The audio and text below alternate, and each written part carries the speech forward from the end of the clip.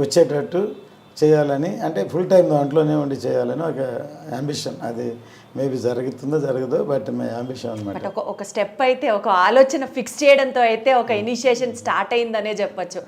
Wonderful sir.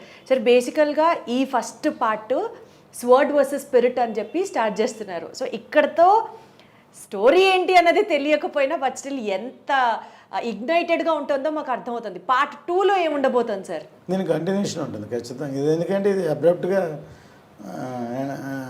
అన్ఫినిషింగ్గానే అవుతుంది. ఏం జరుగుతుందని క్యూరియాసిటీ. బాహుబలిలో కట్టప్ప ఎందుకు చంపాడు అలాంటిది ఒక ఇంట్రెస్టింగ్ ట్విస్ట్ ఇందులో కూడా ఉంటుంది అనమాట. అందుకని సెకండ్ పార్ట్లో ఏమవుతుంది అనేది ఉంటుంది అని డెఫినెట్ క్యూరియాసిటీ ఉంటుంది. ఇప్పుడు ఈ స్వాడ్ వర్సెస్ స్పిరిట్ అనే క్యాప్షన్ మా జ్యోతే చేశాడు. అంటే ఇప్పుడు ఎంటర్ అయిన తర్వాత ఇది ముందు మామూలుగా ఒక కథలాగా అనుకున్నాం, తర్వాత దానికి వేరే ట్రీట్మెంటు, వేరే ట్రావెలింగ్, వేరే ఇవన్నీ, తర్వాత అసలు ఈ కథ ఇతివృత్తం ఏంటి అనేది బిగినింగ్ ఇన్ బిట్వీన్ కథను కూడా మళ్ళీ ఇప్పుడు అప్సెట్స్ అప్పుడు తీసాం.